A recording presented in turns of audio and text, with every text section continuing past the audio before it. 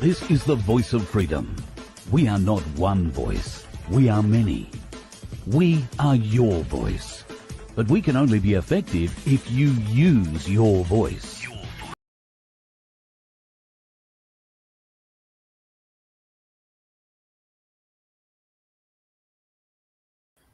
Well, that went well, didn't it? There you go, the foibles of changing brands mid-opener. Hello, folks. Welcome to the show. Well, that's not quite the way I'd planned on kicking off, and I am a couple of minutes late. I do apologise. I was having a look in the chat, and there was a dickhead called JJ. Apologies for that. I've lost him. He has departed and will no longer be playing any further role in tonight's proceedings. Thanks for giving up your Saturday night, folks. Thanks for giving up last night.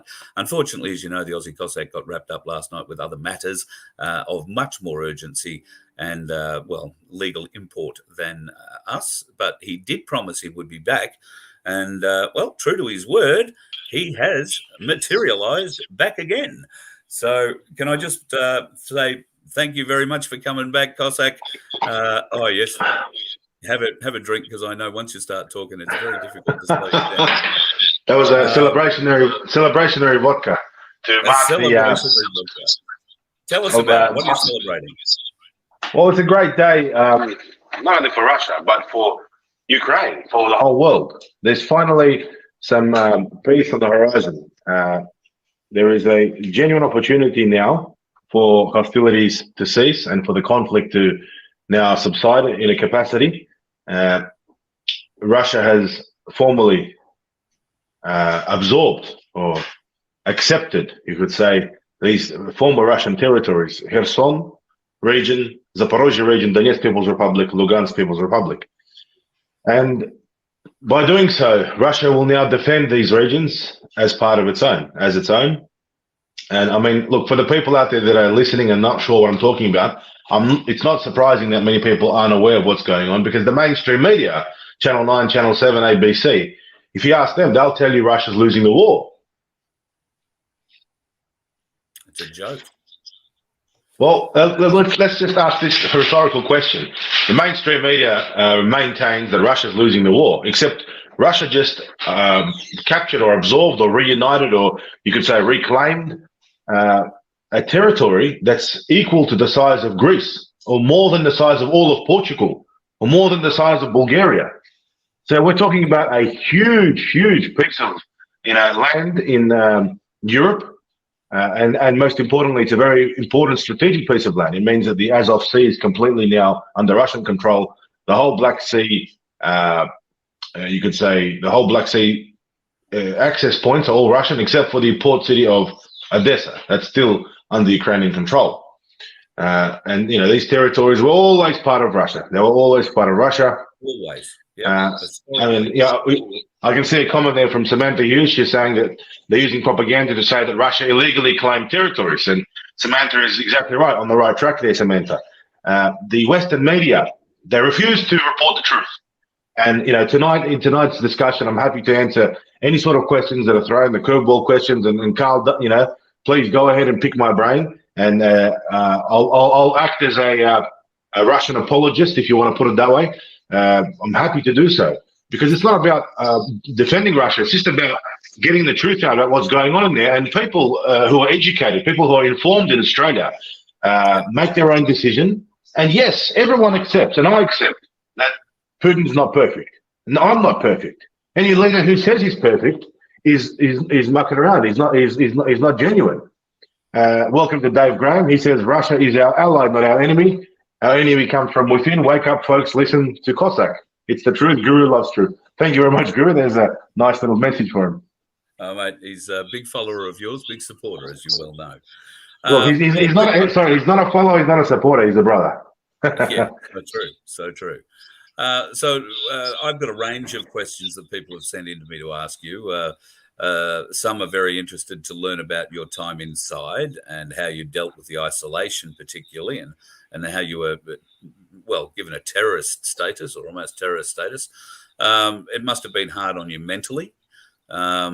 people have obviously asked about the postcards that we set up and sent through. Obviously, you got the postcards. Do you, just as a lead-in on the postcards, I don't know how many you got, but I suspect, a lot. And do you actually get the postcards in the end, or do they, just...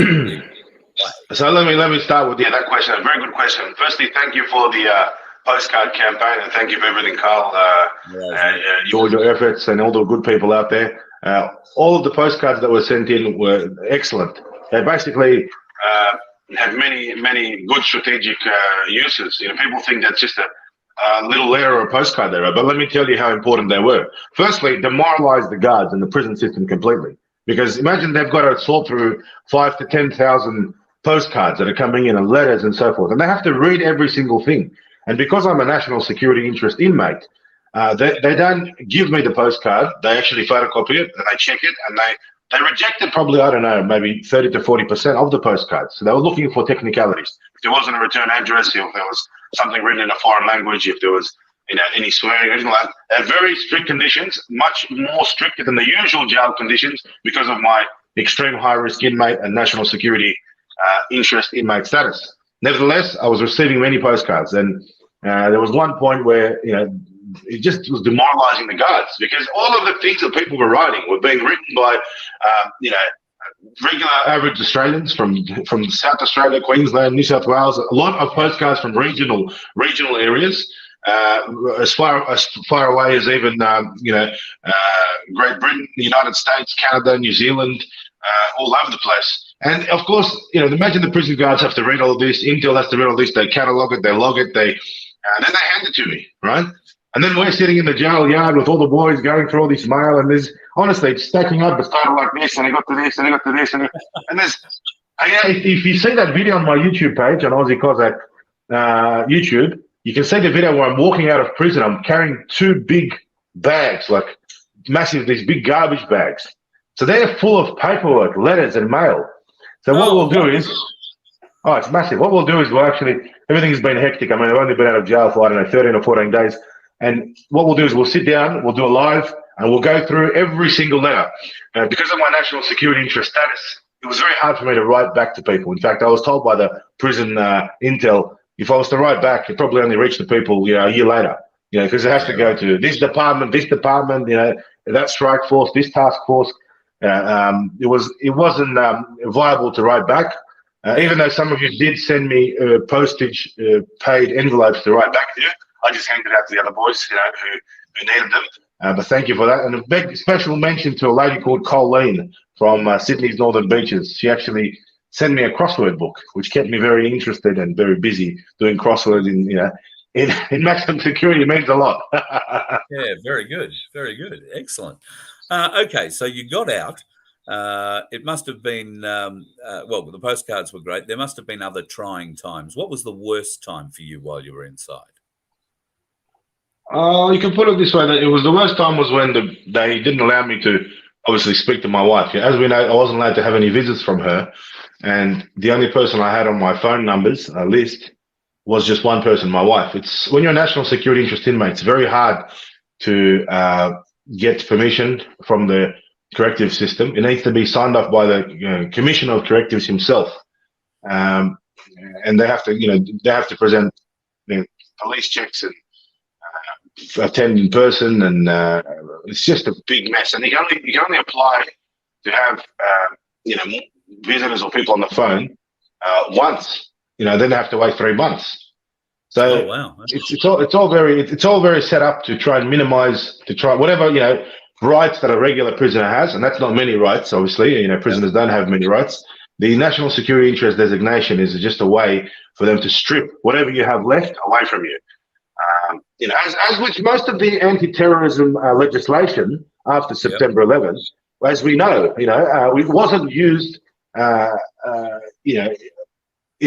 day or every second day, every week against terrorists, was it? Or alleged terrorists or potential terrorists. Who was it used against?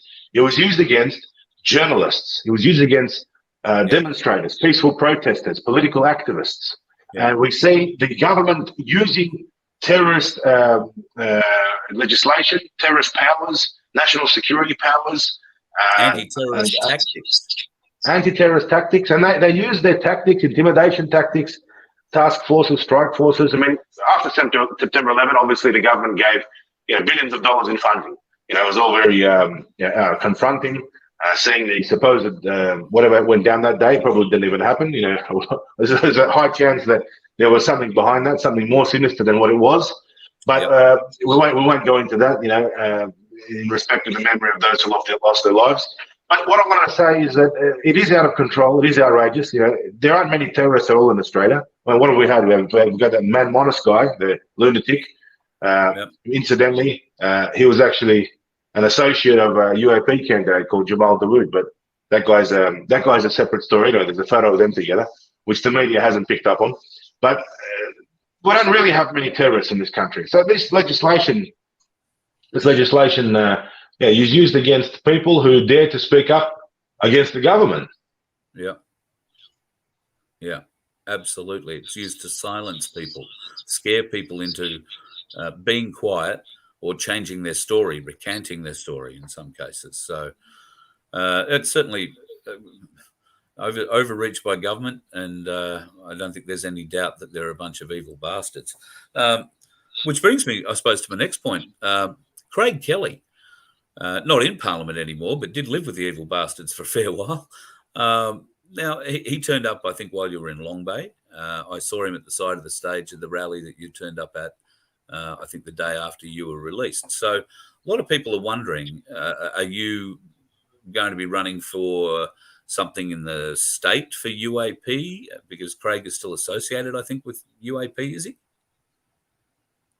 As far as I know, as far as I heard, unconfirmed, I don't think they're registered. The UAP is registered in the New South Wales election. But at this stage, I'm not planning to run anywhere at the moment.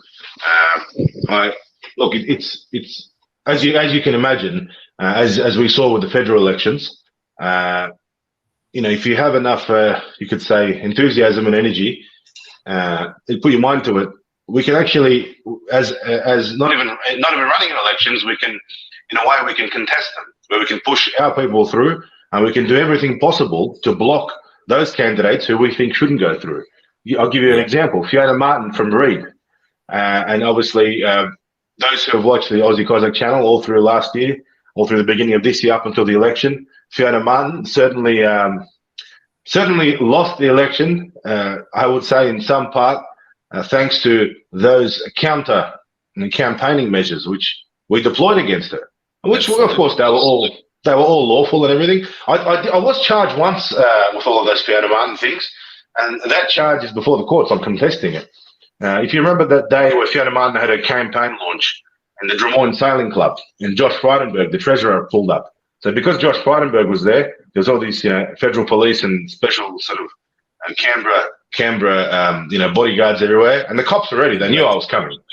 The thing is, I had an invitation, right? I had an invitation to this event because Fiona Martin obviously outsources all of her campaign work. She's lazy, doesn't want to do it herself. So it was sort of all automated. And I got an email, right? It says Fiona Martin writes me an email, and all of a sudden she's saying, "Don't forget to come on time. See you tomorrow." I'm thinking, how good is this? Fiona Martin invited me to her event. So I printed off the email. I printed off 2 copies even, put it in my blazer pocket, and I printed off the invitation. Got our Aussie Cossack camera crew, and we went down there, with a big mainstream media style camera on the shoulder this big. I mean, we could have just used a mobile phone, but it's all about the psychological sort of absolutely, yes. Factor, when you rock up with a mobile, it's not serious. You rock up with a camera that looks like it's from Channel 10 or something. It's a different story. Beta cam, yeah, exactly. Yeah. So we rock up and there's coppers on the door. And if you want to see the full video, have a look at it on Aussie Cossack. But they were already lying in wait, so to speak, a bit of an ambush. And they said to me, right, you have to sign in with the QR code. Give us your address. What's your vaccination status? And I said, wait a second, one question at a time. All of a sudden, within 30 seconds, the manager of the club says, we're asking you to leave the premises. I said, hang on a second, one question at a time. I'm happy to provide everything you like. And she goes, no, we're asking you to leave. 5 seconds later, there's 2 coppers just grab me and they go, you're under arrest for failing to leave a licensed premises under the Liquor Act. Okay, so I'm dragged out, handcuffed, while holding a reporter's mic, and my cameraman's filming all of this, right? And Fiona Martin's there inside. Now, they claim that I failed to leave a licensed premises. Well, in the Liquor Act, you must leave a licensed premises if you're intoxicated or drunk or disorderly, it says. So I was neither intoxicated or disorderly. I was arrested, taken to Build Police Station, found in the slammer for that. I was released, thanks to all the supporters who just rang up the police station doing welfare checks. I love when they do that. You know, they ring up, the cop station gets bombarded with thousands of phone calls. It's hilarious if you ask me, but they haven't charged me ever for that. They charged me for menacing police once, and I said, mate, I just asked for welfare checks. You know, it's if there's 1,000 or 5,000 people ringing your police station doing welfare checks, maybe don't arrest me. Because the commander of the police station, he was complaining. He goes, our switchboard is, it's light up like a Christmas tree, and no one can get through. Was this the night that you, or the day that you got arrested, and they kept you in, and basically have kept you in until recently? Because I do recall I saw you at the door with the police that day, and that video has since been taken down. But there was a discussion there about, and they even gave out the phone number. They gave you the phone number if people wanted to do the welfare check on you. The police that's the thing. Gave you the phone number. Now those police, they tricked me actually. They came to the jail into segregation, and there was the copper in the video. So he's in the video, and it looks really embarrassing for him. Whatever, being on TV, everyone's he's very unpopular with the people out there. And he came to my cell. He goes, "Look, we want you to delete this video." I said, "Why should I do anything for you?" And he goes to me, "Well, if you delete the video, we won't oppose bail." And I had a bail hearing the next day. Now, I applied for bail 4 times. I got knocked back 4 times. Yeah. And I go, all right, fine. And I said, I'll do it if you do me another favor. If while I'm using my phone, you let me transfer some money to my wife. Because my poor wife, she, I'd been locked up, and I've got my phone, banking. She's got nothing, the poor girl, It's all sort of, wow. I need to give her all my, sort of give her access, so to speak. Yeah. And he agreed to the deal. He probably, he really was desperate to delete this video, because this video basically showed me being arrested live, and knocked on the door and they arrested me. And obviously during that arrest, I said to everyone, if you want to do a welfare check, call Burwood Police Station on 9745. And I forgot the rest of the number. So the actual cop, the cop himself, he reminded me, and he said, it's 9745 8499. I said, thank you very much, call that number. So when I was charged with this, the prosecution actually withdrew it. They charged me with menacing police on top of everything. But then I withdrew it because my brilliant lawyer said, well, how can you charge him if you're an accomplice to it? He said half the phone number and you said the rest of it. So if you're going to charge him, you might as well charge yourself. You're as guilty as he is. And Daniel wouldn't stand up in court. And all these charges that they throw at me like confetti, there's been so many withdrawals. And we'll do another great video about this, of how many charges are actually getting withdrawn. They whack them on. They have to go mention. Lawyers pay them. I've spent like hundreds of thousands on legal fees in the last few years. It's just ridiculous. And that's their war of attrition. They try and drain you. They've got the resources of the Crown. They've got the resources, of the taxpayer. So they don't care how many prosecutors they bring, how many adjournments they make. Anyway, back to your question. Back to the story. We got carried away. Sorry. That copper made me delete that video, but we have a copy of that video, so we'll probably just post it back up. Like, seriously, I mean, why not? Well, as long as it's not going to get you back in jail for anything while you're still on parole. Oh, mate, they've got a strike force. I know this for a fact, and they're just looking to catch the Aussie Cossack on something. Oh, I don't doubt it. Yeah. Mrs Cossack was a powerhouse while you were inside. She relayed information to myself, to Guru, I know, to others.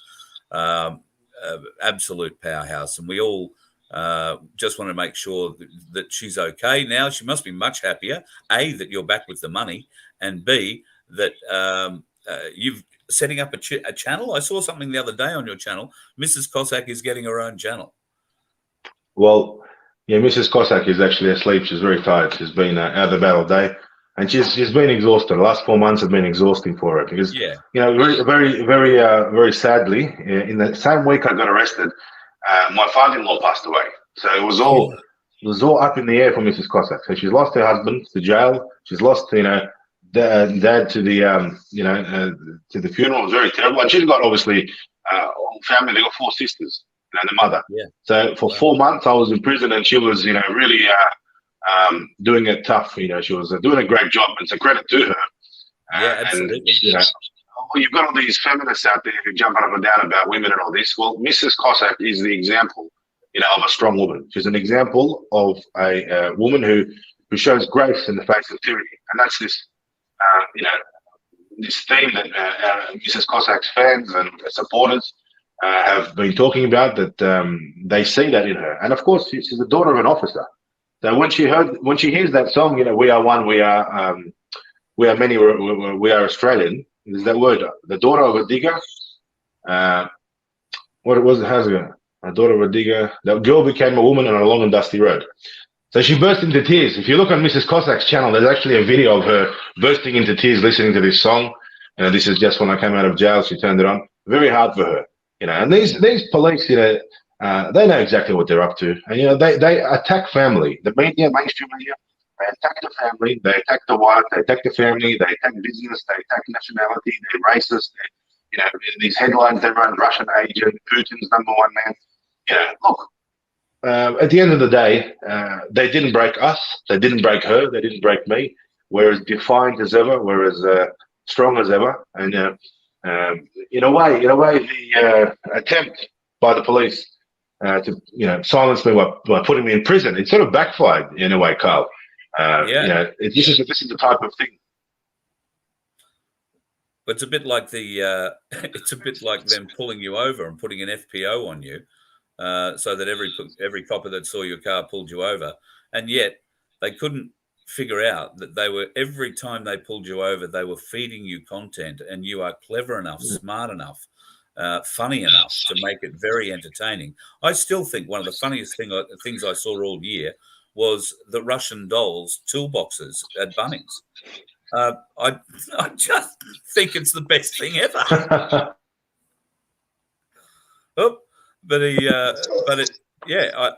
I understand that probably triggered the police in some way, shape, or form.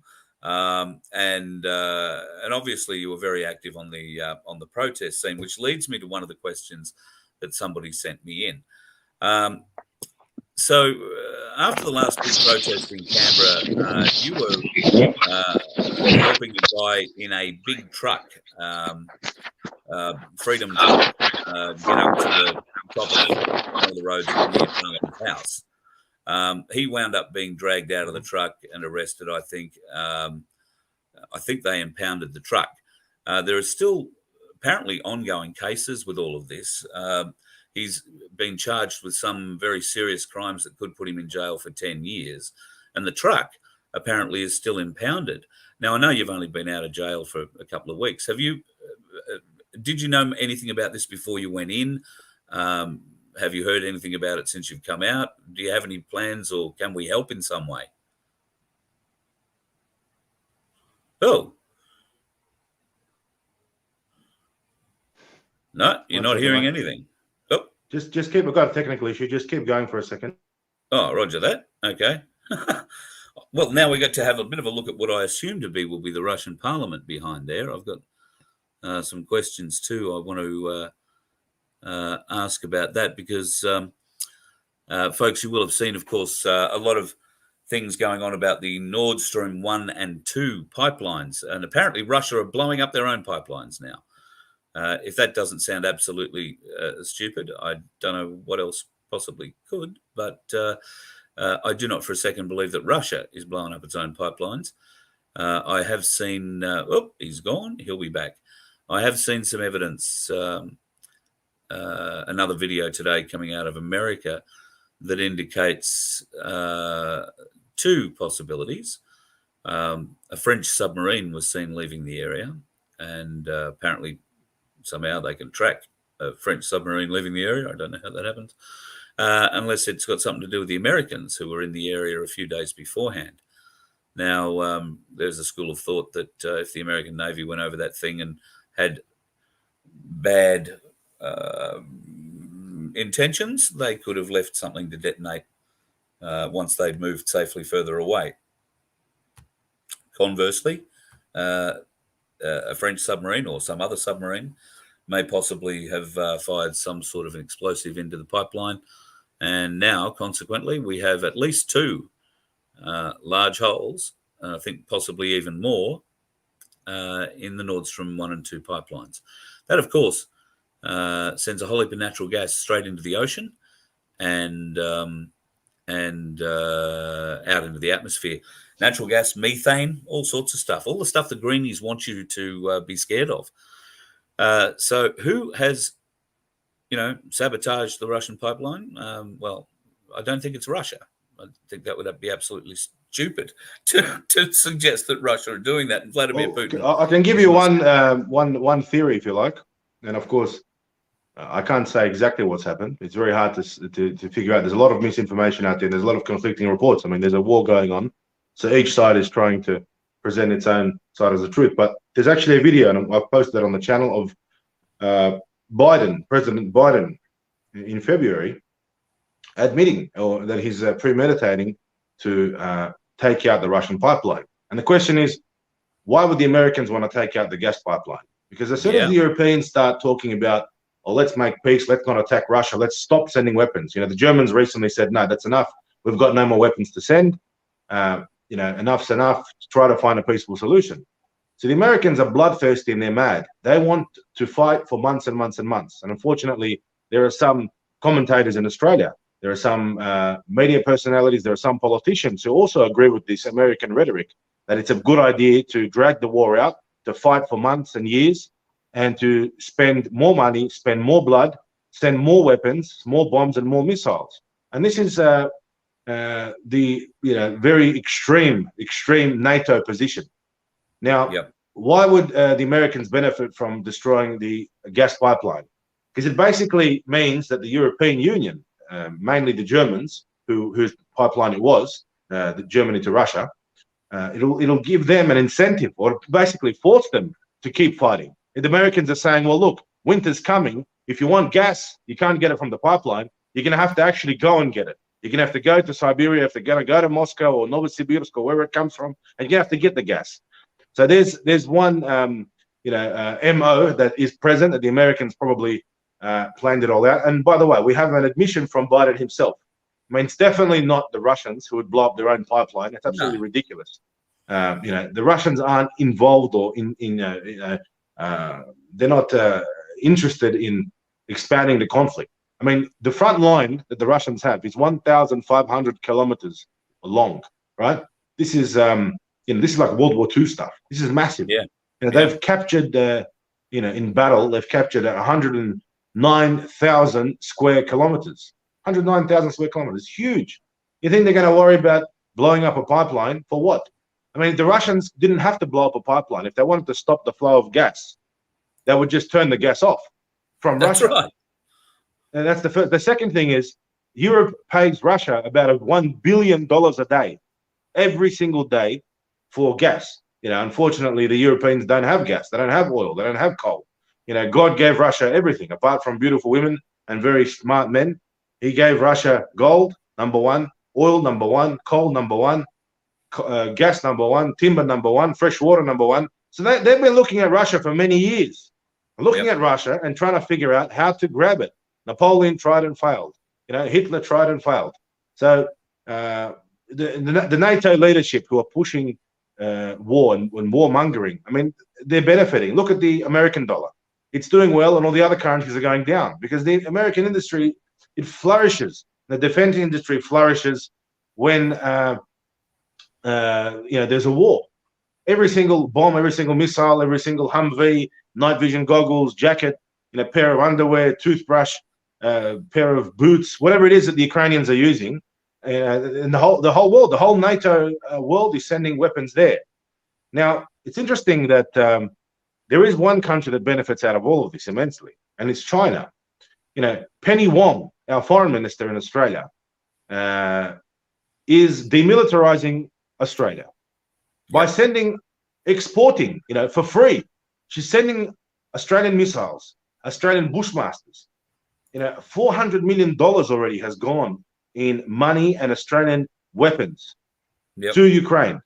Australia gets absolutely nothing out of it. And today, the Ukrainian ambassador to Australia is again jumping up and down and saying that Australia needs to give more, and just trying to provoke, trying to bring Australia, pull Australia into a war. And I'm very proud that a lot of Australians are rallying and saying no to war with Russia. It's great to see that a lot of Australians out there, they see straight through the lies of Richard Marles, the defence minister. They see straight through the lies of Penny Wong, through the ABC, Channel 9, Channel 7, Sunrise, because you can see that the propaganda is constant. It's vexatious. It's well planned. It's well financed, and they're trying to convince the Australian people it's a good idea to get involved in a war. I mean, there has been no foreign conflicts that we've been involved in as a country ever that have actually benefited our country, right? So if we have a look at all the other wars where Australia was committed to, the foreign conflicts, Vietnam, ask the veterans from there. We didn't get anything. Korea, nothing. Afghanistan, what? Afghanistan, they went in there and they reinstalled the Taliban and left $89 billion worth of weapons. But what was I saying before I went on this ramble? Who actually benefited? China. Whatever we had, whatever small weapons Australia had, minuscule small army of 49,500 troops. That's all we've got. Yeah. And out of 49,500, if you count the psychologists, the counsellors, the gender diversity officers, the insurance OH&S safety officers, the cooks, the cleaners, the guy who connects the Wi-Fi, the guy, if you count all of those, the supportive sort of roles out of your 49,500, I don't know, I'm not an expert, but you might have only maybe half left over. So we've got, 20,000, 30,000, Australian defence personnel who can actually stand their ground and defend this country. And that's the reason why Penny Wong and Richard Marles have basically taken the risk of we're scared of China, so we need to follow America. By following America, we need to go to war against Russia, which is absolutely absurd. That's very silly, isn't it, Carl? Unbelievably stupid, I would have thought. Have you seen the news today? Two big things, I suppose. Well, actually, before we get to that, just so we can go back to them, Russian and Chinese ships apparently cruising the Aleutian Islands just outside of American waters heading towards Alaska, or if they're in the Aleutian Islands, they would be in Alaska, I would have thought. And the speech from Putin today, which came out, where he basically told the world that they're being lied to in so many different ways, and pointed out a few obvious truths. Obviously, that's getting a bit of social media play. It's not getting any play really in mainstream media outside of them calling him a lunatic and, a murderer and God knows whatever else. So they're not taking note of the words he's saying. So people, I would suggest, if you haven't seen that speech, it is translated. You can see it word for word, and they usually write it out underneath as well. So I'd highly recommend you go. Carl, we live in very interesting times, and Putin has talked about precedents in his speech. He did a very important speech yesterday. Could have been one of the most important speeches of the year, maybe the last 10 years even.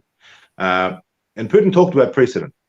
And he said the Americans set a precedent when they bombed Hiroshima and Nagasaki in Japan with the atomic weapons in order to save American lives.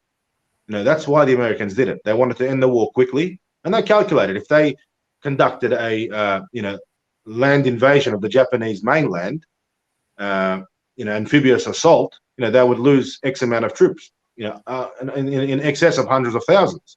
And they thought, well, better we just, destroy Nagasaki, Hiroshima. They'll, a few 100,000 Japanese civilians will die, but the Japanese will back down.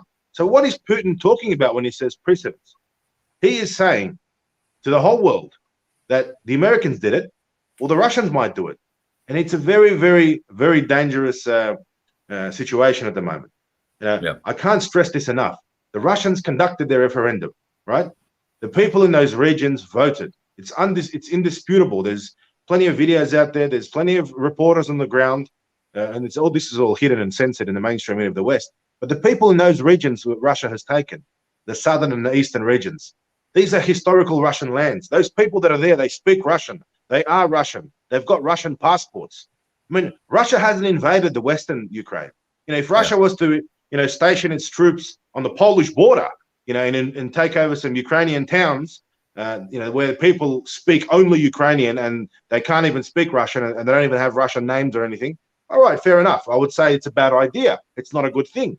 And purely for the fact that by occupying those Western Ukrainian regions, Russia would be facing, partisan warfare for the next 100 years. It'll be like in Afghanistan when the Americans were there. There'd be IEDs going off on the side of the road and whatnot, So the southern regions, they're very happy to be in Russia. And as I mentioned earlier, Putin slapped the Western bankers in the face by saying the regions which Russia liberates and now absorbs, they've basically announced a wiping of all the debts, all the locals. So, just imagine a Ukrainian family, they've got their little apartment there and they've got little, investment property, then they're chock-a-block up to their necks in debt and the mortgages and everything. And Putin comes in, the Russians come in and they say, it's all yours. Here are the keys. Here's the deed, And that's why the bankers are very, very upset, because that's basically a slap in the face to the world order, which they have imposed. And the whole of Ukraine really has now become a slave to the banking system, which is why Putin is leaving a section of Ukraine. He's leaving the Zelensky government. He's leaving Ukraine intact as a country, because Ukraine in the last 15 years, 15 years, more than 15 years, because after 91 it was a disaster. They've just been racking up WEF, IMF, World Bank, NATO, European Union, and they've just been living, day to day, receiving these handouts, these billion-dollar bailout packages, from the Americans and from the bankers, saving grants. Just want to get back to that freedom truck. So people want to know about the truck and the guy whose name escapes me. I think it's Michael. I could be wrong. If anybody knows how to contact him, let me know. But I've received 2 or 3 emails about that. So I don't know what happened that day after your video stopped. Well, what happened that day? We straight away got in contact with his family, with him, and I think through the Aussie Cossack channel, we managed to raise, it was around $5,000 for him, to help him, and that's it was from the channel, from all of us, and there was directly deposited to his brother, who's sort of on the ball, and he's running his whole sort of campaign for him. I think his brother's name is Steve, if I'm not mistaken. But this obviously all happened before I went to jail. Yeah, right. And it's very dubious charges that they've charged him with. And I think he should be able to get off. They've got a legal team. I offered my lawyers, I offered support in that way. Right. But they seem to have things under control. And we paid his legal fees for those court occasions that he had through the channel. So we definitely didn't abandon him.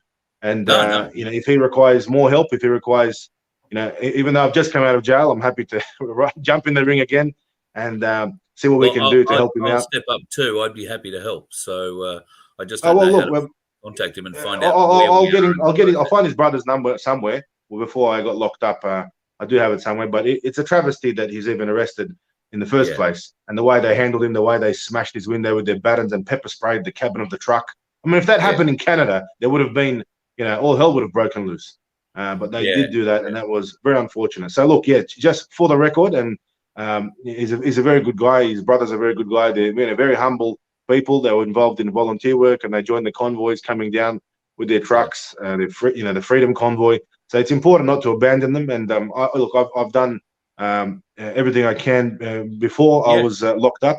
So more than happy. It's a great cause to get behind, and maybe we'll get him on the show. You can get him on the show to do an interview, and we'll see what we can do to help again. Absolutely. Other questions that I've got here are: do you think you're going to get another interview with Bosi, given that you stood on stage with Mac when you came out of jail and called him your mate and thank you? It's a silly question to say. Do you think you're going to get another interview with Bosi? I mean, Ricardo is a very solid guy. He's a military guy, so he's got a military way of dealing with things, and in that regard, we get on very well. I mean, I spoke to him. He texted me. We've been texting when I came out of jail, and I thanked him for his support while I was inside. He was there at the courthouse with my wife the very first day.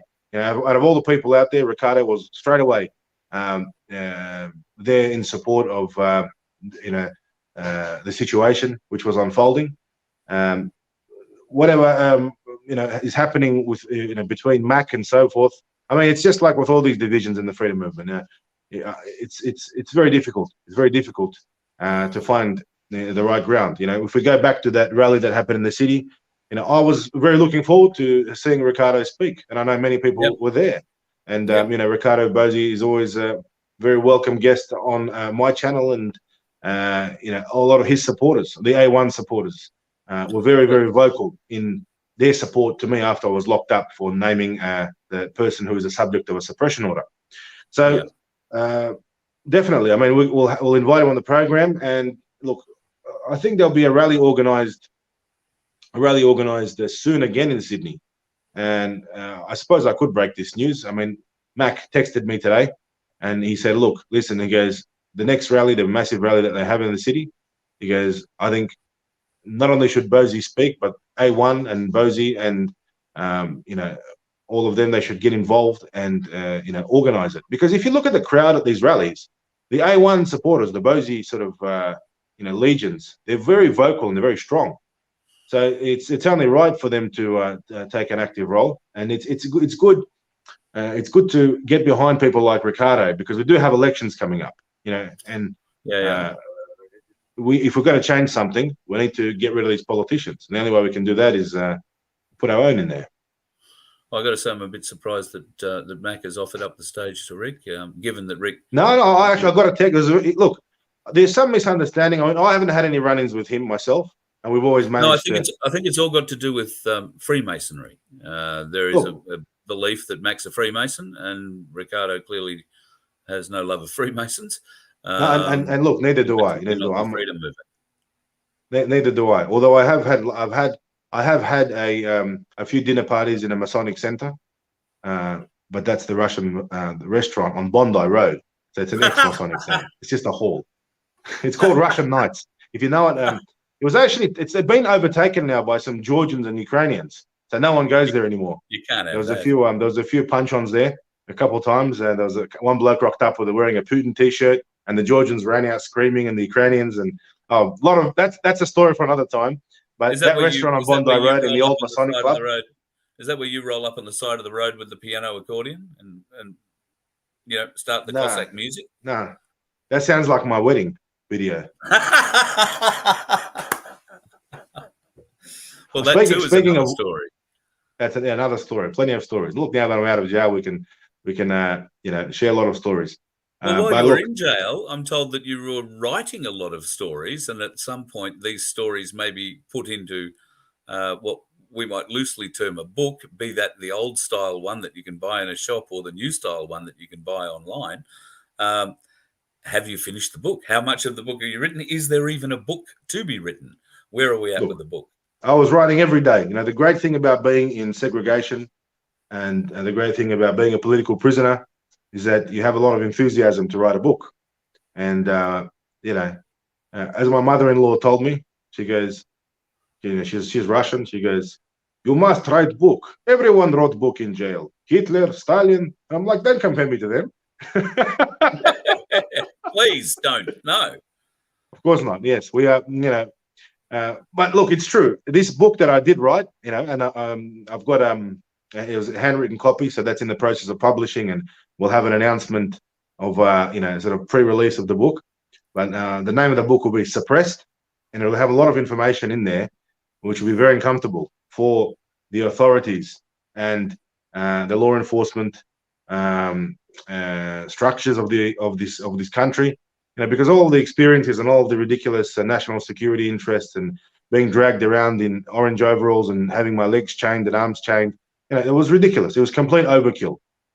Being treated like a terrorist from Guantanamo Bay just for naming a person who is the subject of a suppression order.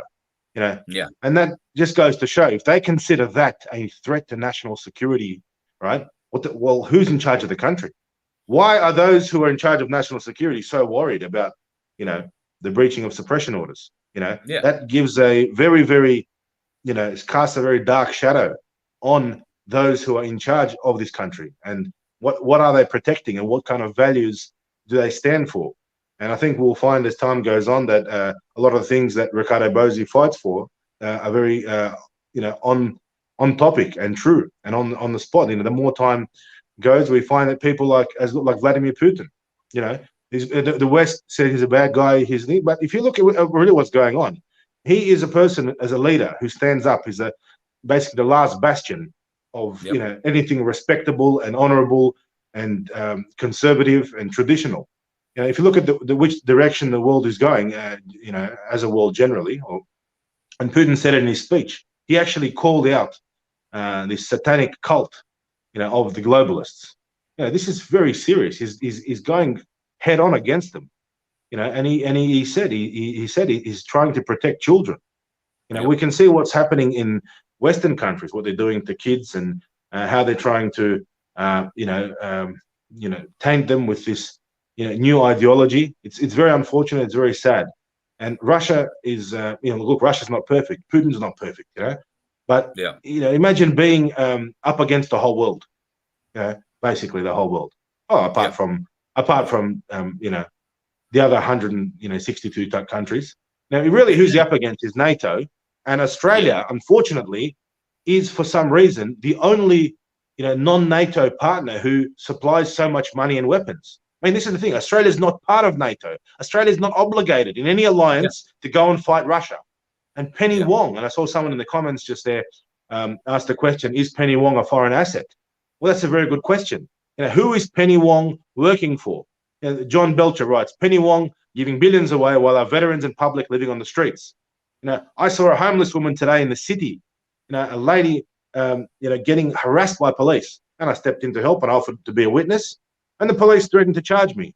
This is the kind of, you can have a look at the video on my channel. It's the latest FTP channel. But this is where the country's resources are misappropriated. Now, Australia has had a long tradition of sending money overseas, and basically, it's like in a schoolyard when you pay off the bully, when you give him your lunch, right? It's actually not a viable strategy. So we send money to the Pacific, we send money to Indonesia, Papua New Guinea, we send aid all over the place, Aus aid, whatever they call it, right? But what's happening with Ukraine? We're not sending bandages, we're not sending, Vegemite. We're sending missiles, guys. We're sending Australian missiles. We're sending Bushmasters. We're sending whatever, small arms, weapons we have, and Penny Wong, congratulations. Penny Wong has demilitarized Australia. I mean, the Chinese will probably give her a medal at the end of all of this. They'll probably invite her to the embassy, give her, diplomatic immunity and political asylum, and then she can live in a mansion in Beijing, next to Mao Zedong's grave or something. I've heard that won't be possible because the CCP are apparently now on their knees. Xi Jinping has removed the 5 people that were giving him the most resistance. There is a story that the Xi Jinping in Beijing isn't the real Xi Jinping, and that the real Xi Jinping is actually sitting with his mate Vladimir Putin somewhere in Russia, drinking fine vodka and watching what else is going on in the world, and that China and Russia are working very hard to, under Xi Jinping, white hat, let's say, working very hard to rid the world of the child killers, as Vladimir Putin was saying. Now these stories, and there is video of them, Chinese and Russian ships traveling through the Aleutians. What thoughts have you on that? Well, look, at the end of the day, China is a close Russian ally. And it's not just because of this conflict. That's been the case for a long time. And that's thanks to the West, thanks to the mainstream media. It's thanks to NATO, it's thanks to the CIA, it's thanks to AUKUS and Five Eyes and all of them, right? They created a system in the world, a geopolitical system where, Russia was thrust into the open arms of China and China was thrust into the open arms of Russia. And Russia is a formidable enemy, China's a formidable enemy. But when they're together, that's a very serious enemy, to have against you. Throw India into the mix, there's another 1 billion people and a very strong military.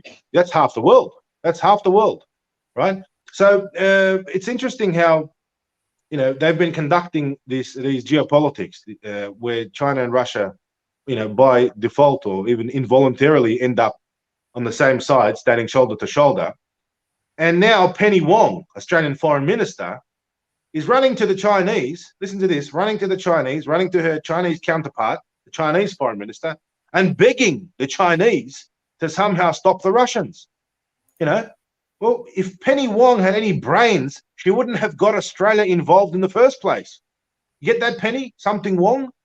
If you didn't send missiles, if you didn't get involved in the Russian war, you wouldn't have to then embarrass yourself as our foreign minister to run to the Chinese and beg them to stop the Russians. I mean, we're supposed to, as a country, Australia, we're supposed to look tough and say, right, here we are. What we need is armed neutrality. I mean, there's a reason that Australian Prime Minister William Hughes did what he did when he changed this country's identity and he made it into a very independent, sovereign Australia, where Australia was, after the First World War, thanks to Billy Hughes, it had a seat at the Treaty of Versailles. It was no longer under Britain. You know, no longer part of the British colonial system. Even though Federation occurred in 1901, it was still all there. And Australia really broke through the chains of, you know, colonialism under Prime Minister Billy Hughes' rule. And Billy Hughes, in one of his very controversial decisions, which I'm very interested in, I hope one day to actually finish his mission, was to actually return to Russia all of the captured Crimean cannons, which are all over Australia. So you've got these cannons in Centennial Park in Sydney, in Melbourne, in Adelaide, in all up in Tasmania. So the British used to ask the colonies to give money. And Australia, being a young country, needed the money itself. You know, we need money for roads and bridges. But we were sending it off to Britain because the British were convincing the Aussies in the 1850s that Russia is about to attack. Of course, Russia never wanted to attack Australia. Now, guys, it's the same thing in 2022. You've got the British, you've got the Americans, you've got NATO, Five Eyes, AUKUS, convincing Australia and convincing Australians, saying that there's a Russian threat, that we need to send missiles, we need to provide money. You know, for the sake of Billy Hughes, you know, Penny Wong, grow up. Albanese, grow up. We got over this, you know, 104 years ago, you know, in 1918. But no, they're still continuing on.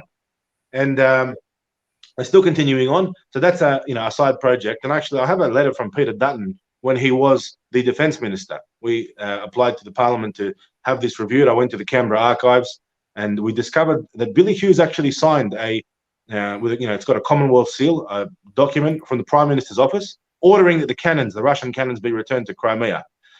It's very interesting how that will obviously develop. But the reason why I'm talking about this is because Australia is not a colony, for goodness sake. You know, and if that's what it takes, if it takes us becoming a republic, then so it should. You know, at the end of the day, King Charles came in, didn't give a pardon to the boys. You know, I came out of prison. The first thing I said is, we got a new king, give a pardon, shave 20% off the prison sentences. That's what a new king usually does. King Charles didn't do that. So I wonder what kind of support he can expect. I don't think he can expect much, to be honest. We all love Diana, but I don't know about Charles and Camilla.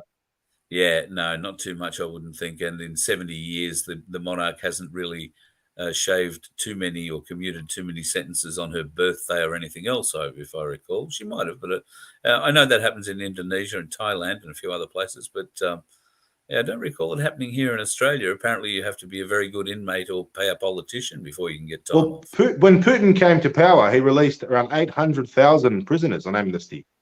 It was one of the biggest ones in world history. Wow. Yeah, it was very serious. And actually, at the moment, the Russians are offering prisoners 6 months of military service, and you can get 10 years off your sentence, which is very impressive. Obviously, you know, the prisoners are happy to do so. And, you know, everybody in Russia served in the military. So all prisoners are all ex-army. Everyone did their conscription, you know, 2 or 3 years.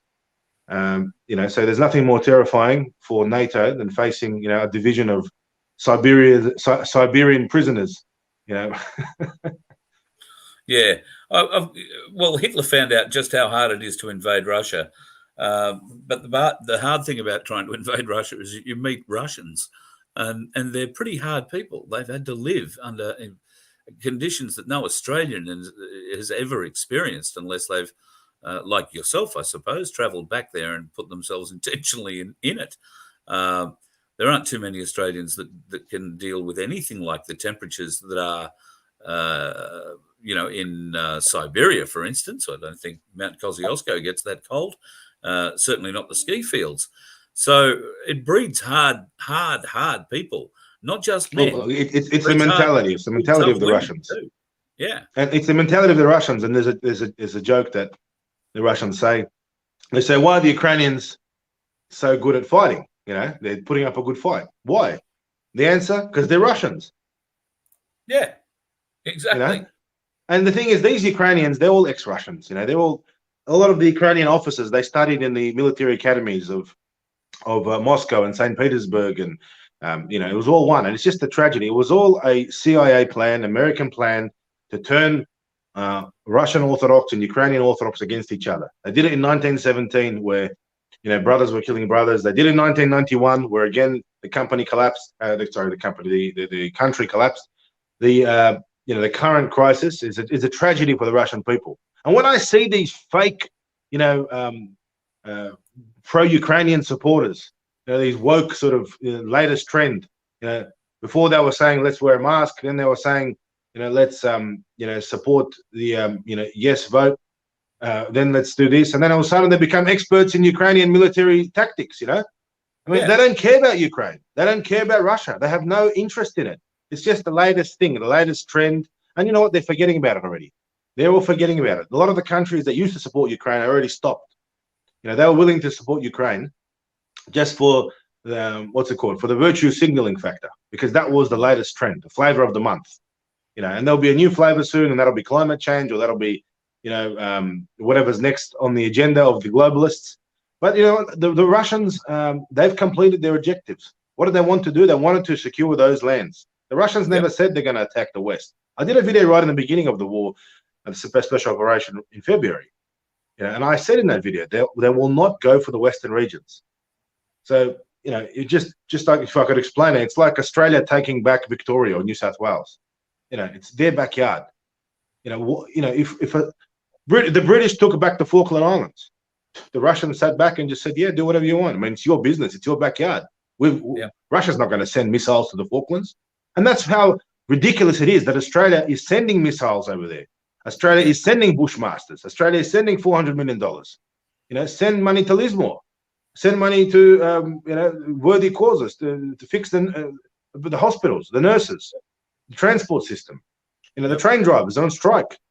So at the end of the day, the Russians are taking this war very seriously. It's a patriotic war. There's a lot of patriotism at the moment. All these fake reports about people running away. You know who ran away? The ones who were cowards anyway. The ones who were pro-American anyway. We don't need them. They're not even good for battle. They're not good for, you don't want them in the trenches. You don't want a guy like that next to you. Out of 145 million people, 250,000 ran away. No worries. Go. They won't be coming back. You will never come back now.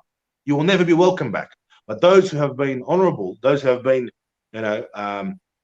dignified, they'll always be welcome. And if they don't make it, if they don't live until the end of the war, they'll be cemented into Russian history, into the memory and their memory. And it's a very, Russians are very patriotic. Every year there's military parades in every single city. Unfortunately, in some Western countries, they stopped having military parades. They have other parades of non-military character, which are, which are very detrimental to children and to society. Yeah, lots of rainbows involved. Everybody feels good about it. I mean, look, that happens everywhere. And if people want to do that, it's fine. Let them go and get a hotel or go in the basement or wherever in their bedroom. Yeah. But don't put it. Let us have our military. They shouldn't make it as the main ideology of the country or the city.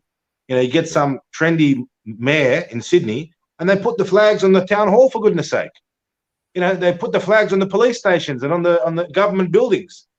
Could you imagine in Russia putting a rainbow flag on the Kremlin? Of course you couldn't. It's impossible. Or in China, for example, or in another sort of country where there are, solid military traditions. Saudi Arabia, Turkey. Well, look, this country is not lost. I can put it that way. There are a lot of Australians who are awake, and there are more and more Australians waking up.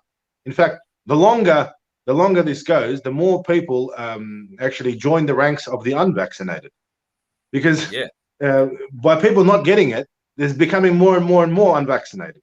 And at the end of the day, it turns out that those people that went to rallies and that refused to comply, they were right.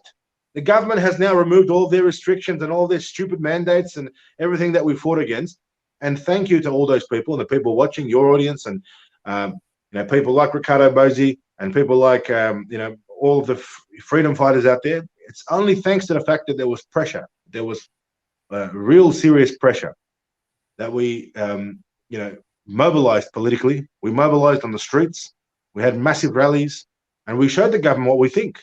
And where are they now? And Brad Hazard, he won't contest the next election. I dare you, if you're listening, Brad Hazard, and probably everything I talk about online gets sent to some committee in Canberra where they try and figure out if I've committed an offence or not while I'm talking. Absolutely. So for those people that are watching the investigation team of the Aussie Cossack YouTube, because they've admitted they do this, they actually sit in command centres and watch my videos. So listen to this. I'm talking straight to you. Hazard, if you're going to run in the next election, if you'll run, I'll run against you. I don't care where it is. Even have to run in the northern suburbs or in the eastern suburbs or wherever it is, just to take you on. I hate Brad Hazard. I hate David Elliott. And I don't, it's a bad word. It's a bad word to say that, hate. But let me remind you what they did to us. Take it back to, August last year. What was David Elliott doing? He ordered the police, hand down as many infringements as possible. It was speaking down to the people, calling them buff heads and idiots. Brave mum and dads, construction workers, truck drivers, teachers that went out to stand up for Australian freedoms. And he was talking down to them, as the police minister. He's supposed to be defending them. It's supposed to be the police that actually defend the people.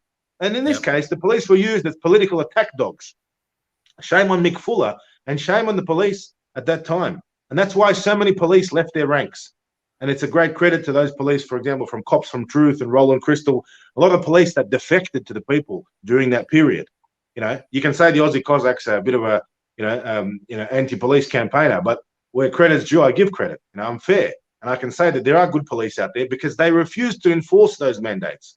They refuse to hand out those infringements. Just if this is the thing, people need not forget. As we get to the election, a lot of people forget. People stop going to rallies. People stop campaigning. But it's use it or lose it. You got to use the freedom. You've got to use the freedom. Got to use it and appreciate it and actually learn what it is, because a lot of us think freedom is just being able to drive down the road and get something from Bunnings or turn up at a bakery and have bread there. They have a very limited understanding of what true freedom is. And I've got to admit, for most people, to be absolutely free is a mind-boggling thought where you could go and do anything you want, whenever you want, wherever you want, and provided you don't hurt anybody, you're not stealing anything, you're not creating any damage with what you're doing, then you're allowed to go off and do it. And that includes driving at, a speed greater than the one posted on the highway. But you have to be careful with things like that because you might think that you're the world's greatest driver, but if you had a blowout and if you happen to clip another car that was going much slower, it, has consequences. So that's where, this freedom mentality needs to be tempered. You've got to think of the consequences of being fully free, but then embrace them and live them. So that doesn't mean traveling at 200 kilometres an hour on a 100 kilometre an hour highway. Well, that's what Penny Wong's doing. Penny Wong is traveling 200 kilometres an hour at the wheel, on a bus with the rest of us in there, going downhill without any brakes. That's what she's doing, Penny Wong. This is the most important time in our. Someone says in the comments, if I had a penny for every time she's Wong, I would be which. That's very funny. I had to read that one out. I mean, look, Penny Wong, if you're listening, you probably are. Clever viewers, mate. Clever viewers. Hey, if Penny Wong's listening, and she probably is, all she's got to do is turn around, do a press conference and say, as an Australian foreign minister, I represent Australian interests first. I'm going to look after my own country. And Australia has no business in a European war. We do not want to get involved. Let them sort out their differences. Australia needs armed neutrality. We need to be arming up. We need to be protecting our borders. We need to be, have a deterrence. Why do you think the French and the Americans tricked us with these submarines? Because they prefer Australia being a colony. They prefer Australia being a little puppy dog to NATO. You know what? I'll tell you. I guarantee you. And this sounds outrageous, but I know it'll happen. If Penny Wong has a piece of humble pie, and she's willing to give me a call and say, Simeon, can you help us get some nuclear subs? I'm happy to get some from Russia, and I'll help her. And I'll bring a fleet of Russian submarines, because 2042 or 2052, and $800 billion later, they're not going to get subs, mate. You're not going to get any subs. They don't want Australia to have subs. Once Australia has nuclear subs, that's it. Australia can do its own thing. Australia can tell everyone to get stuffed. We don't have to go to Iraq anymore, Afghanistan. We don't even need bushmasters. If you got subs, no one will mess with us. Look at the countries that get invaded. The only countries that get invaded are the ones without nuclear weapons. Right. No one ever invades the countries where you got nukes. Your timing is impeccable. Here we are, the 1st of October, and talking about submarines, and I immediately want to see the script for the hunt for the Wattle October. I think that'll work out really well. Well, all jokes aside, Russia actually supplied Indonesia with submarines. Indonesia has 40 Russian submarines. 40. Australia sends Indonesia money, hundreds of millions of dollars, billions of dollars in aid. But the Indonesians have enough money to arm themselves. Yeah. Yeah, we probably. So the failings of the Department of Foreign Affairs and Trade are just outrageous. You know why? Yeah. Because Department of Foreign Affairs and Trade, like many other Australian ministries, they're not focused on patriotism or sovereign interest. They're focused on virtue signaling, equality, tolerance. That's all well and good. Do it, but don't let it become the main focus of what you're doing. Teachers should be teaching maths and English. Instead, they're teaching kids how to pick what toilet they should use, girls or the boys. It's ridiculous. It's out of control. In this country, it's actually very unhealthy, and we can see that it's affecting even as security of the country. It's becoming a national security issue. This woke weakness. We've got to be tough. Simeon, well, it's no secret you've got a whole heap of trolls that follow you. We've got a few of them who have come along tonight. Now, this one is a classic. I've got rid of a couple out of the chats already, but this one's a classic idiot. He actually thinks you're Russian, not Australian. So if people are going to argue against you being allowed to have freedom of speech, being allowed to express what you feel about what's going on in Russia or Ukraine for that matter, what level of intelligence are we dealing with when these people can't even do the smallest amount of research to understand that you were born here in Australia? Your mother came from Victoria, somewhere? My mother was born in Geelong. I was born in Australia. In fact, my great-grandparents immigrated to Australia, and they were part of the White Russian immigration, the Cossacks, the White Russians who supported the Tsar and that fought the communists. So they fought against the Bolsheviks and they fought against the communist takeover. And as a result, there were millions of Russians that were forced to leave. Many were killed and sent to labor camps, and of course, many settled. And a lot of our family, some of our family stayed over there, and they ended up being sent to the gulags and ended up being moved to Kazakhstan and so forth. So it was a very hard time in history. And look, our all of our family and so forth, Australia and New Zealand and America, all overseas. I studied in America for 1 year. I lived in France for half a year. Then I studied in Moscow for 4 years. Traveled all around the world, and I've been everywhere. But Australia is the greatest country. It's a very great country. It's a lucky country. But the thing is, we've got to fight for it. We've got to make sure it remains a great country. And I do not have any Russian citizenship. You're only a young man. You've done an awful lot of traveling in your, what are you, 32 or 33? 32, yeah, 32. Yeah. So I don't have Russian citizenship, and unfortunately, I can't travel anywhere because of my parole conditions. I can't even leave New South Wales.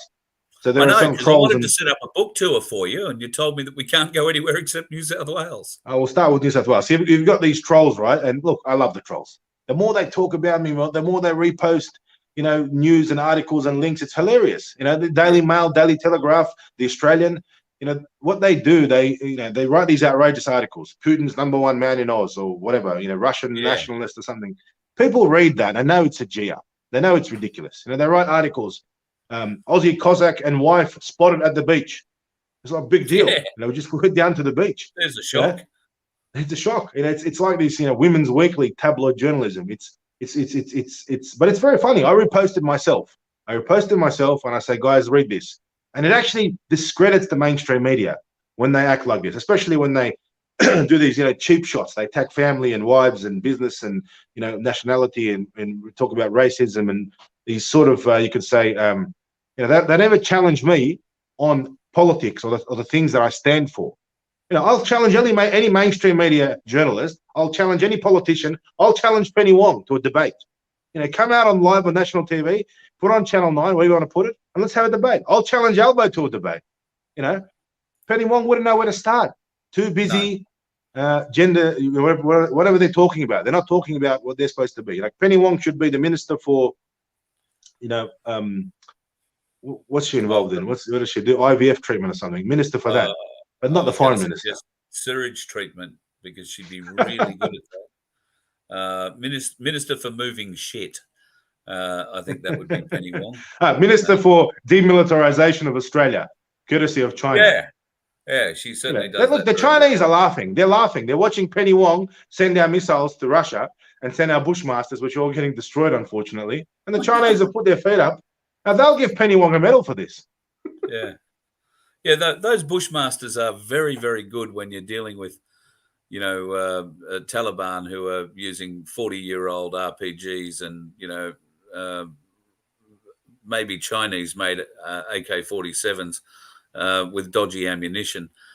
Then a whole different ballgame when you put up against the latest Russian technology, warfighting technology, aren't they? Absolutely. Look, it's I've said it before, and Australia, unfortunately, thanks to Penny Wong, thanks to the Labor government, Albanese, we have permanently damaged our defence, export reputation. This is our best product.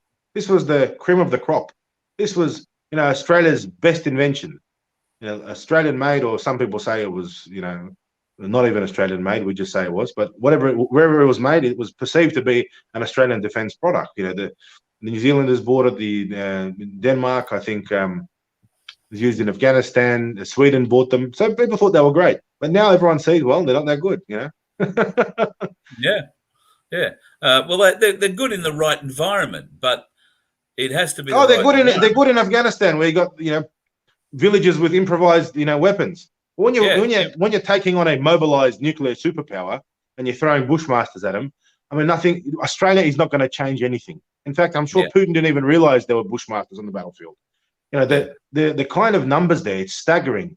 The amounts of tens and thousands of tanks and things getting destroyed. It's like the Second World War. It's huge. Yeah. We've never seen anything like this. It's very serious. Once again, it's a 1,500 kilometer front. Now, I'm in contact with friends and relatives and family and good people that are in the battle zone fighting and so forth.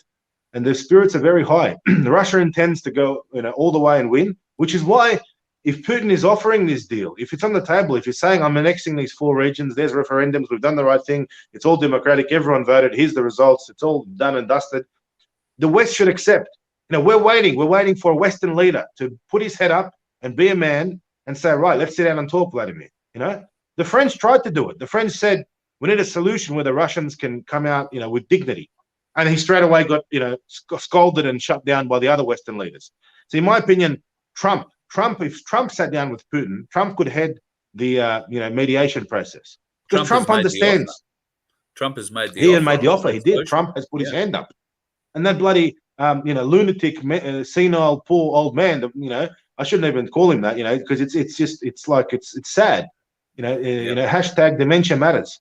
The poor bloke should be sitting around a campfire with a warm blanket and a bowl of soup and telling, kids, old stories and stuff. He's lost the plot completely. So we need someone to stand up and say, right, Russia wants these regions. They've got them. Please stop. Right? Yeah. Or not even please stop. Just stop. The Russians will say, fair enough. All right. We've done our part. You've done your part. And all credit to them. The Ukrainians, they put up a fight. And we say it's because they're Russian. Because they are Russian. Except they've been really manipulated. The poor Ukrainians have been manipulated by the West. Biden said he'll fight Russia to the last Ukrainian. Don't forget, the Ukrainian military, they're losing heaps and heaps of men. It's very sad. They're wiping out a whole generation of Ukrainian Orthodox and Christian predominantly. There are some Catholic as well. It's very sad for us, right? And when I see these people parading around with Ukrainian flags and, virtue signaling, it's fake. It's rubbish. These TikTokers and Instagrammers and stuff. They got no idea. They don't know where Kramatorsk or where Melitopolis or where Zaporozhye or Kherson is. They're not interested. It's the latest flavor of the month. So again, I just want to use this opportunity, Carl, to address your audience today, because I know many of the people watching have had a very open mind and been very responsible with educating themselves properly on the Russia-Ukrainian conflict. And people like Ricardo Bozzi, who straight away, basically the first day of the conflict, said it. They said what it's all about, and his prediction came true. And those people that trusted Ricardo, well done. Those people that figured it out themselves, well done. Those people that had a gut feeling, or those people that just said, right, the mainstream media, whatever they say, I'm going to believe the opposite. Well, guess what? You're right. You are right. Putin does not pose any danger to Australia whatsoever. Although, in a speech he made on the 30th of September, the 30th, this is about yesterday or something, he actually said that the whole Asian Pacific region is at risk of destabilization. And he said this straight after he talked about conducting strikes, very serious strikes. He didn't directly say nuclear strikes, but the rhetoric was very strongly worded. And he said Asia Pacific region just out of the blue. It just came out. It was like it was out of context. It was just like talking about this, talking about that, and then he said it very sorry. He said it very harshly, very firmly. And I posted this video up, and I said, Penny Wong, I hope you're listening. This is what you get when you send missiles against a mobilized nuclear superpower. Russia has mobilized, only once or twice or three times in history. The last mobilization was in 1941 when the Germans attacked. And after the 1941 mobilization, Russia only demobilized in 1991.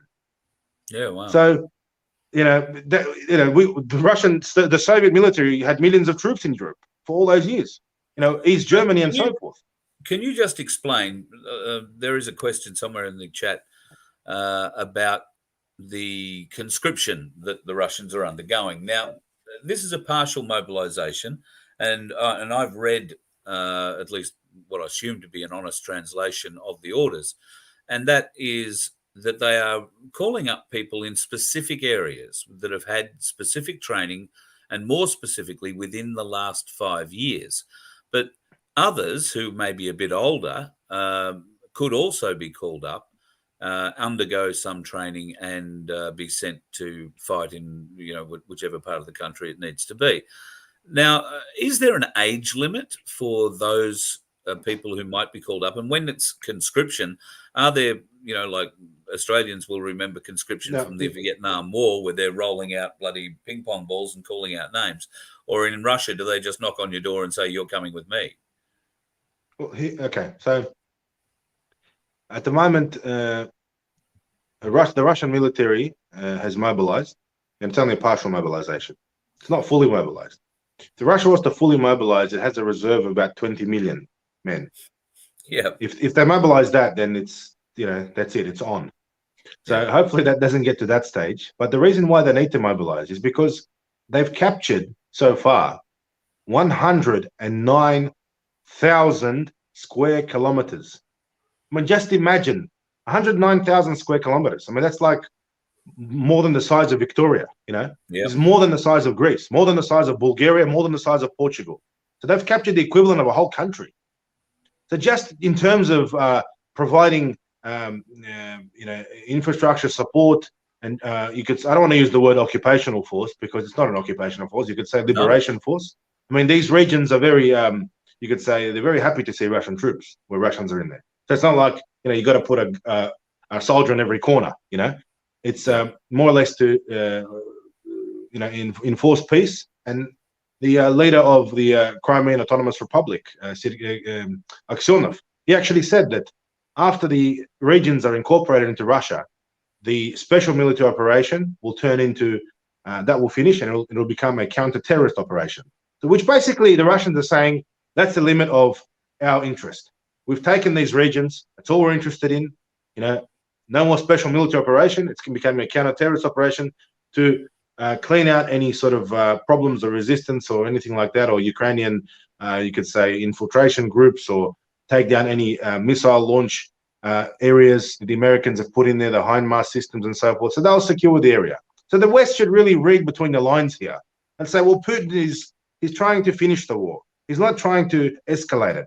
And you got these, absolute morons who come into the ABC. And there's one specialist they always quote, I don't know his name. He's like a former general of the Australian Army. But every time he gets on, it's like this pro-war rhetoric. He's trying to push the country into war and create hysteria. I can't stress this enough. Australia hasn't got a dog in this fight. We shouldn't be there. The mobilization that's occurring, there are too many troops that have mobilized. There are too many volunteers. The voenkomats, which are the recruitment centers, they're overflowing. I mean, you've got these, you've even got these Russian regions where republics live, because Russia obviously used to be an empire, and we still really are an empire. You've got Chechnya, Dagestan, Buryatia, you've got Tuvinцы, you've got Tatar, you've got all these different nationalities who are all joining up. A lot of Russian Muslims are joining up. The whole, these are, from Siberia, we've got all these nationalities, and these are people who are, these aren't city dwellers, mate. These are people who live in the country and work on, these are real men. So in terms of mobilization, there's no shortage of soldiers. It makes perfect sense that there's a mobilization because you need a force to obviously, occupy the new territories. These frontline troops need to be rotated. Of course, Russia took heavy losses. There's no doubting that. And Vladimir Putin had a minute of silence in the Kremlin yesterday in front of all of the sort of Russian leadership. He's acknowledging that. And we know that. We all know that. But I'll tell you the reason why. And I've said this from the beginning. The reason why Russian troops were dying is because they were fighting an honorable war. They could have done the American tactic.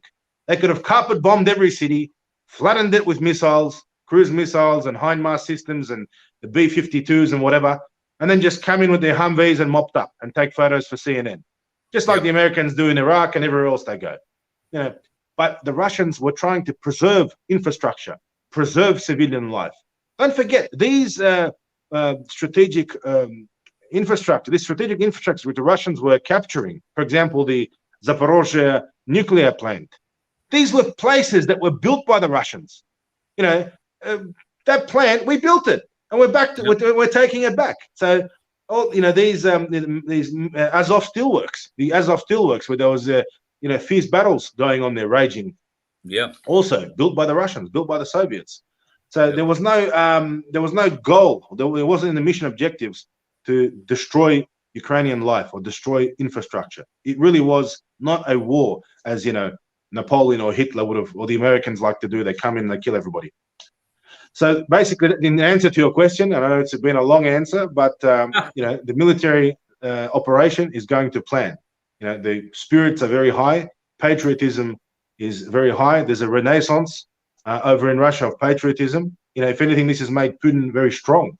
There's a lot of talk about now just creating an empire and saying, we'll stuff the democracy system. It's not suited to Russia. Let's just be an empire. And Putin is acting like an emperor, acting like a strong leader. And a lot of Russians wanted that. They wanted to see that. There's a lot of nostalgia for the old days. There's nostalgia for the Soviet Union. There's nostalgia for the Russian Empire. But again, let me reassure all the listeners: there were no plans ever historically of conflict with Australia, and there are no plans now. So whatever the Russians are doing, whatever they might be doing, the main thing is Australia ain't got a dog in this fight. And there's the answer to the question. It'd cost them more to fly here and bomb us than it'd be worth getting out of us at the end of it. So don't think about that too much. It's not going to be an issue. All right, mate. Look, we've been going nearly an hour and a half, and I can tell that your throat does require a vodka refresh. Don't want you coughing up a lung on your third week out from jail. So briefly, give us a bit of an idea. When can we expect the book to be coming out? You did mention to me that there might be something of a party coming up on the 7th of October, just quietly between you, me and the Gatepost. I need to know if that's going to be the case, because I will come down for it. I'd love any opportunity to come and have a sausage with the Aussie Cossack beside the harbour. And, of course, if we can catch up at all on any of the shows that I'm going to be doing coming up in New South Wales, then would love to have you on board if you're free and able to come. Absolutely, yeah. Well, the book will be released soon. we'll have an opportunity for people to, order the book and so forth. But it'll be a very controversial book. It'll be quite an interesting book. Not only will it, have a sort of diary of what, what it was like in jail as a national security interest inmate, but there'll be a lot of, my political views in there as well. And someone in the comments said, "Is it going to be called Mein Kampf?" No, it's not going to be called Mein Kampf. But that's a very funny joke. And now, what I wanted to say in closing, thank you again, Carl. Guys, who's listening, Carl played a very, very crucial role during my imprisonment. I couldn't contact him, and without being asked to do so, without being sort of, begged or instructed, Carl just jumped into sort of, help out your mate mode, as all Australians understand and do. And he did the right thing, and it's very honourable of him. A lot of people came through. And they helped me when I was in jail. They helped my wife, and a lot of people are listening. You sent letters, you sent postcards. I just want to say thank you to every single person who actually sat down and, wrote a handwritten letter. I did read every single one, and I've got them all. And we will do a video about it. And thank you for everyone who supported the legal team. We had a very big battle on our hands. The New South Wales Police, the prosecutor, they threw all their resources at us. Thank you again, and as well to all the people who came and protested at the jails, at the courthouses, everywhere. I remember going past in a prison truck, and I couldn't see because of the tinted windows, but I could hear outside. I could hear people screaming, protesters screaming, "You've kidnapped the Aussie Cossack! Where are you taking him? Release him!" And that was a big morale booster. So, thank you very much again. I'm glad, Carl, and we'll hope to be in touch. I'll talk to you about the 7th of October. It's going to be a very lucrative day. Guess what? It's somebody's birthday on the 7th of October. So we'll let the conspiracy theories figure out whose birthday it is. Ah, absolutely. I won't go telling if you don't. That's a hint. That's a clue. Don't give them hints. Wouldn't that be outrageous? Imagine the Daily Mail article. Russian nationalists celebrate Vladimir Putin's birthday.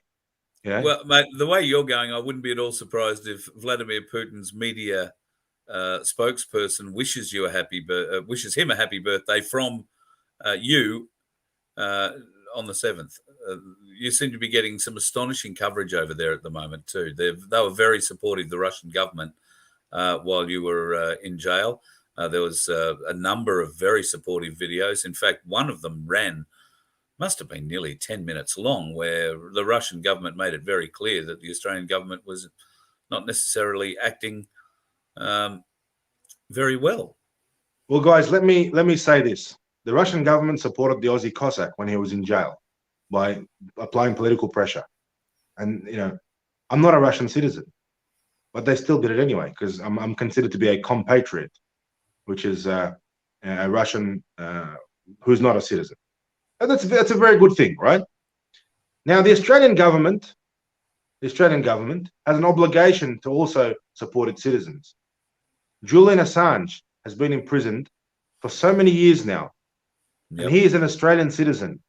It's not up to America. It's not up to Britain. It's not up to Israel or Russia or Germany or China or any other country to go in and bat for him. It would be strange. It's strange that the Russians came into bat for me, because I knew the Australians wouldn't, the Australian government. So my message to you again is let's all refocus our efforts on Assange, and let's look at around the 16th or 17th of November. I'll get in contact with Ricardo's team, and we'll speak to Dave and so forth, and yourself. Let's have a massive rally in Sydney, and let's bring attention to the plight of Assange. Because until Assange is free, it's shame on all of us. Shame on every single one of us. This is a national tragedy. It's actually it's a shame on Albanese, of course, because he's got the power to do something. All Albanese needs to do is pick up the phone, ring senile Joe Biden, and say, listen, release him. That's all he's got to do. Assange is in prison for truth. Yep. All he did was reveal what the Americans were up to, what the CIA was up to. He doesn't deserve to be in jail. He deserves a Nobel Peace Prize, for goodness sake. Yep, so, Edward Snowden, in fact, the American defector, who published whatever material against the Americans, he was actually given Russian citizenship a few days ago.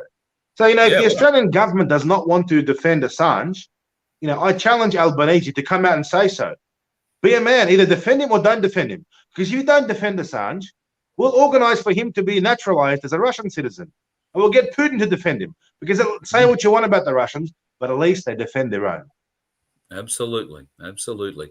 I'm right behind that idea, mate. And I actually, I've got a contact who is, well, if you like, a bit of an aficionado on Julian Assange and has some contacts there. So I could get her involved, Wiki Chick, and I'm sure she would love to get behind something like that. So, yeah, let's talk. Let's see what we can put together. Look, the comment section is going crazy. People out there do support Assange. Oh, yeah. It's a national disgrace that the government has not stepped in. We step in for whatever Chappelle Corby or something like that. Something I'm not saying she's bad, but something very frivolous or borderline, right? Yeah. Step in for Assange.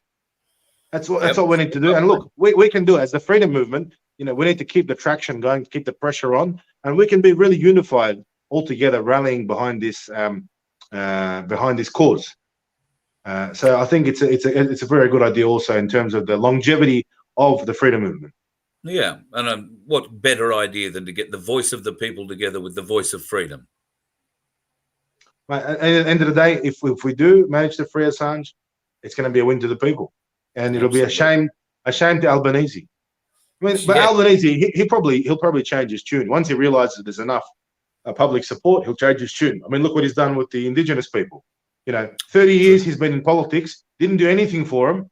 All of a sudden, he's about to get elected and says, I will commit to the Uluru Statement and all that. And he puts the Aboriginal flag behind him and the Torres Strait Islander flag. That's what you call, again, it's fakeness, virtue signaling. When I was in jail, all the indigenous boys, the boys there, they can't stand Albanese. They see the news going every day. They talk about supporting Aboriginals. But, there's 35% of the prison are Aboriginal, where they only make up 2% of the population outside of jail.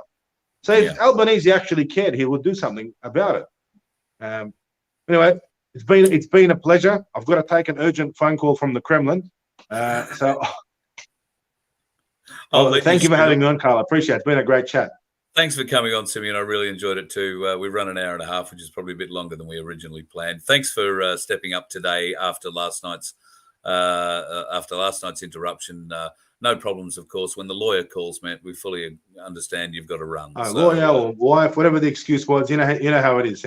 It's all over the place. I mean, I've only been free for a few, 14 days now. So I'm still getting used to being in freedom. But by the way, we're not actually free. We think we're free, but we're not, are we? No, we're not. You are free, though, quickly to lose some weight. Now, you lost, 17, 18 kilos while you were inside. I lost 18 kilos, probably put on now 6 or something. Oh, Mrs Cossack is... You rang me the other day. You were walking around the harbour. You were, strutting it out. I could hear it. So you're still doing a bit of exercise. I saw a video with you down in the gym of the country club. So you're obviously making a concerted effort to lose some weight. Well, I'll see what I can do. I'll keep trying. Thank you for the encouragement and support. All right, Carl, it's been a pleasure. Thanks to all your supporters again, all your viewers as well. Cheers, mate. No worries. You have a good night. Thank you. Thanks for joining us. Appreciate it. The Aussie Cossack, bit of a legend, and what an interesting night. Certainly some interesting questions there, and some interesting answers. So thank you to everybody who put in their questions. I didn't get to them all. I do apologise. A little bit of housekeeping, I suppose, to wind things up. Cherie at vofhq.com is the right-hand man / woman of the Voice of Freedom. If you want us to come and do a show, we're real keen to come. Now, she's very excited. We've had some contact from folks in Tasmania. We've had some folks in Victoria. I spoke to Darren Bergworth last night, right after the live last night. I rang him back. It was his birthday. He was very in a very celebratory mood, but was telling me that he's got a few places lined up in Victoria to go and have a chat with about the People's Council, which was why I actually wanted to talk to him, because a lot of people in Victoria have contacted us here to say, can we come down, do a show, maybe do Magna Carta 1215 lessons. We're happy to come and do all that. So I've linked Cherie and Darren Bergworth together, and we are coming to Victoria, and we are going to come to Tasmania. That will all happen towards the end of this month, October, and into November. we'll need to rejig a few things going north into far north Queensland. But timing is, well, all the issue here at the moment. We're aiming to try and do a few things in Melbourne with Darren Bergwerf and his My Place, which is something I'll tell you more about as we get a little closer. While we go on the road, I do want to try and get My Place up and running, and we're going to call it My Place at Your Place. So be prepared, folks. Saturday nights are going to get a little bit of variety added to it. Let's put it that way.